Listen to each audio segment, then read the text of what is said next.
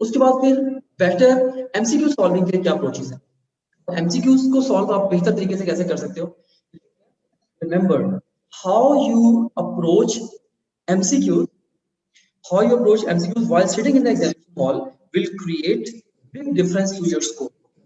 किसी MCQ को आप एग्जाम रूम में बैठे बैठे कैसे आप अप्रोच करते हो, ये बड़ा डिफरेंस क्रिएट करता है, राइट।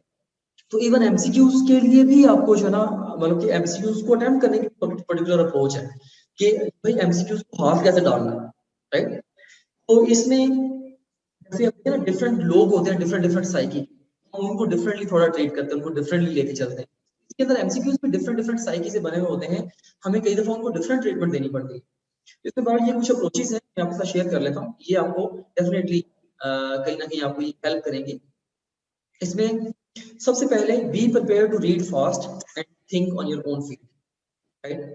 कि सोचें भाई मैंने स्पीड से पढ़ना और मैंने अपने बलबूते के ऊपर मैंने सोचना, किसी भी मदद की उम्मीद ना रखें और माइंड में सोच ले भाई मैंने स्पीड से रीडिंग करनी, स्पीड रीडिंग करनी, बिल्कुल स्लो लेजी एप्टीट्यूड अडॉप्ट नहीं करना।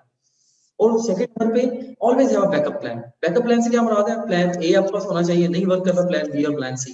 मे बी प्लान बी और प्लान सी किसी एक क्वेश्चन को अटेम्प्ट करते हुए आप सेकंड या थर्ड साइकिल में भी कर सकते हो, लेकिन आपका प्लान्स होने चाहिए। जैसे प्लान में शेयर कर देता हूँ, प्लान ए क्या है, सबसे पहले आपने किसी भी क्वेश्चन को कैसे लेके चलना है, स्टेटमेंट को पढ़ो और उसको समझ लो।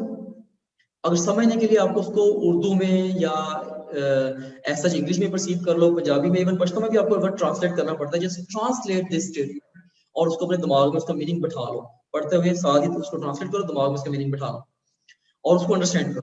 अंडरस्टैंड करने के बाद फिर आप क्या करोगे, फिर आप क्वेश्चन को सॉल्व करोगे और आंसर को एंटिसिपेट करो।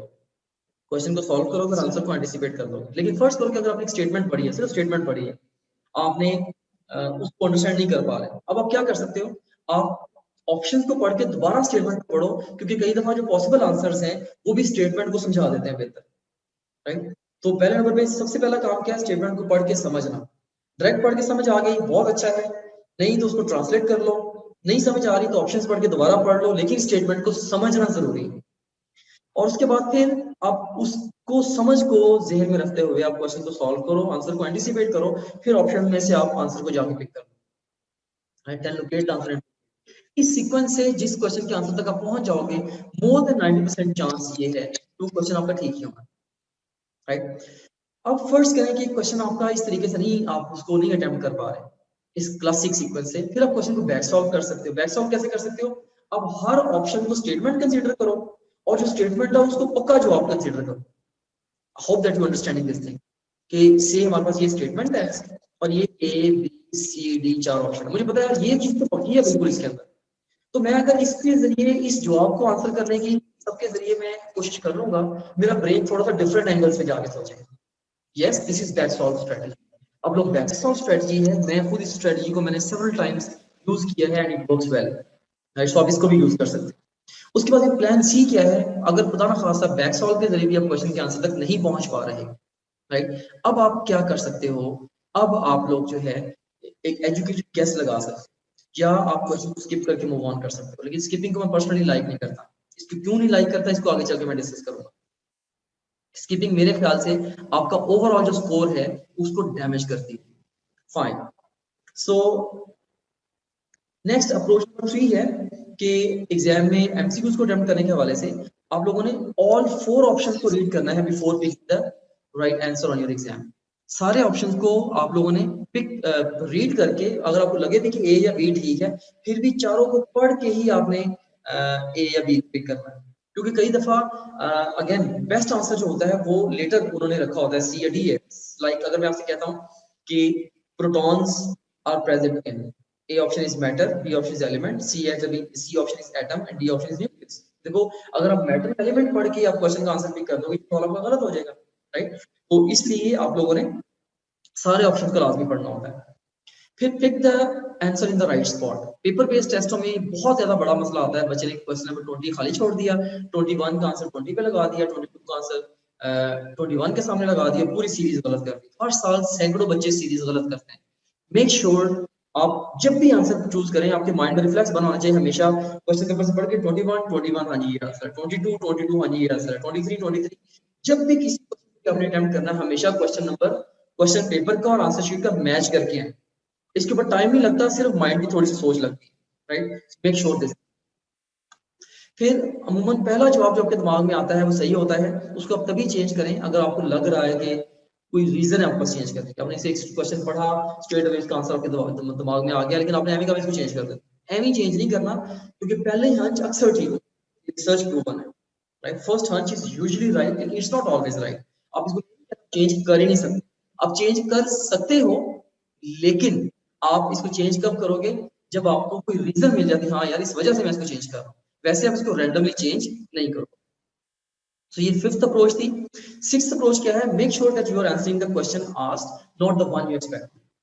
कि मेक श्योर आप उस क्वेश्चन को आंसर करो जो कि पूछा गया है, जो कि ना वो नहीं जो कि आपके दिमाग में। देखिए, there is a difference between law and medicine.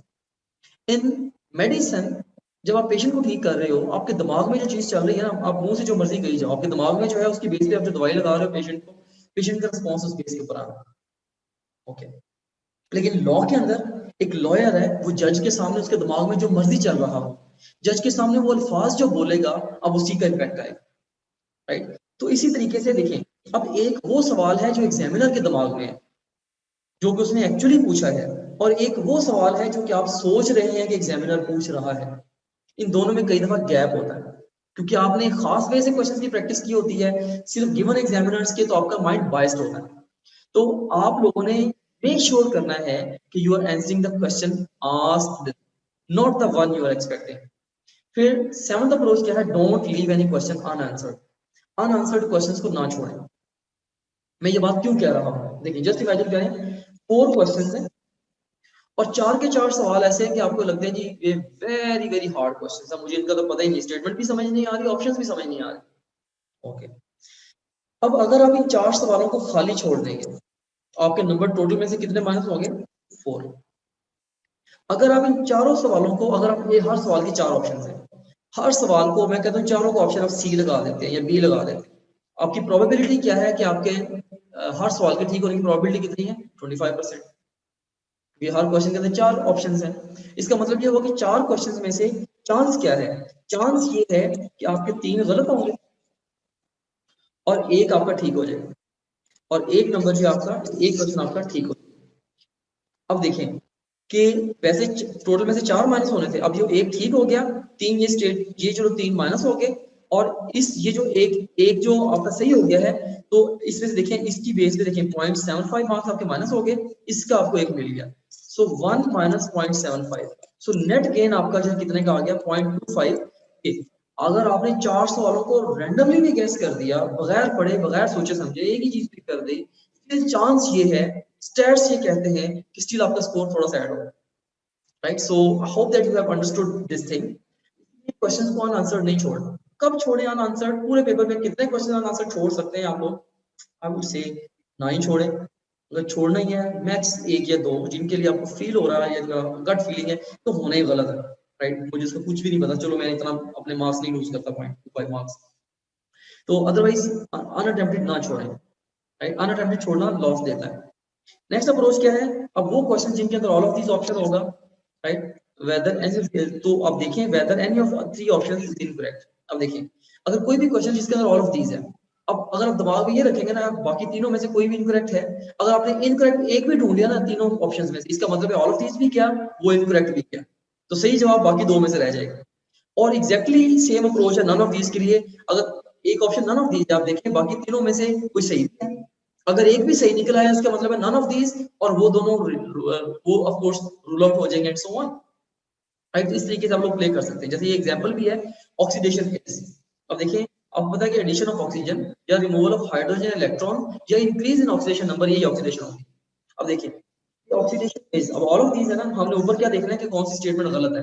अब इसमें देखिए लॉस ऑफ इलेक्ट्रॉन्स, हाँ ऑक्सीडेशन, ये एडिशन ऑफ ऑक्सीजन या लॉस ऑफ इलेक्ट्रॉन्स है, ये स्टेटमेंट ठीक है। तो गलत स्टेटमेंट कौन? एडिशन ऑफ हाइड्रोजन, नो, ये तो रिमूवल ऑफ हाइड्रोजन है, ये गलत है। अब देखिए जैसे मुझे नजर आया यार ये स्टेटमेंट गलत है, मैंने इसको क्रॉस कर दिया, साथ ही इसको भी क्रॉस कर दिया।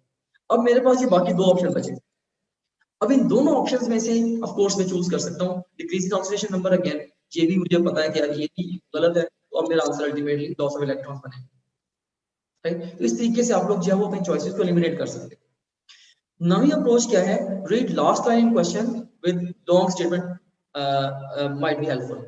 अगर आप कोई भी लंबा क्वेश्चन है ना उसकी लास्ट लाइन पहले पढ़ लो, बहुत ज्यादा हेल्पफुल हो सकती है। जैसे ये देखिए इतना लेंथी क्वेश्चन है, लंबी उसकी स्टेटमेंट, अब पूरा क्वेश्चन पढ़ के एंड पे जाके आपको पता चले अच्छा जी वो टाइम पीरियड पूछ रहा है। भाई अगर आप पहले आप लास्ट लाइन को पढ़ लो, time period of oscillation is, अच्छा भाई इसने पूछना टाइम पीरियड, तो आप जब पूरी इस पूरे क्वेश्चन को पढ़ने के बाद जो टाइम लगाओगे, आप इस सोच के साथ लगाओगे एंड पे टाइम पीरियड निकालो। समझ गए हो बात इसको? बहुत क्रूशियल पॉइंट है ये वाला।